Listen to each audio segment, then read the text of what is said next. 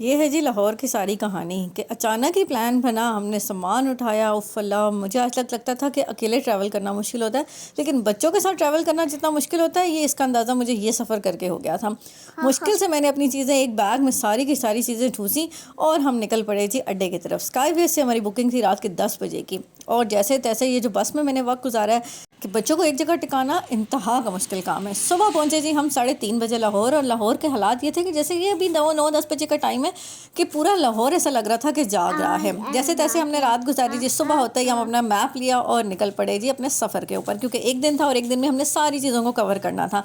सबसे पहले गई जी दाता दरबार। गई तो मैं पहली दफ़ा थी, लेकिन जी वर्स्ट एक्सपीरियंस था। लास्ट व्लॉग में आपने मेरे देखा होगा कि भिखारियों का राज था वहाँ पे। हुकूमत को इनके ख़िलाफ़ तो एक्शन लेना ही चाहिए। इसके बाद जी इतना रश था कि दूर से हमने बादशाही मस्जिद देखी, दूर से हमने मीनार पाकिस्तान देखा, और बच्चों को बताया जी वो देखो वो है मीनार पाकिस्तान। और इसी दौरान जी शाम हो गई थी और हमने बसंत भी खूब इंजॉय की जी। लाहौरी एक खाने में और एक इंजॉयमेंट में, मेरा ख्याल है कि आखिर है लाहौरियों के ऊपर भी।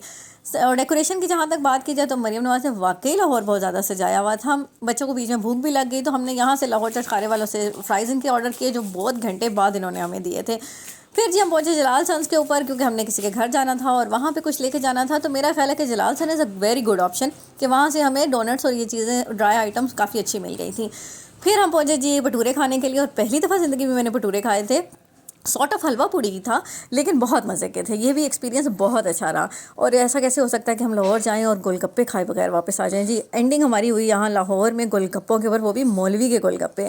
फिर हमने रात का अपना सफ़र शुरू किया, और ये अनफाल मेरी गोद में वहीं पे सो गई थी, और रो रो रो रो के इसने जो हाल किया था। टाइम भी हो रहा था जी हमारे पास तकरीबन सुबह 3:30 बजे का। सर दर्द से फटा जा रहा था। तो ऐसा कैसे हो सकता था कि मियाँ जी की चाय के बगैर हमारा सफ़र ख़त्म हो जाता।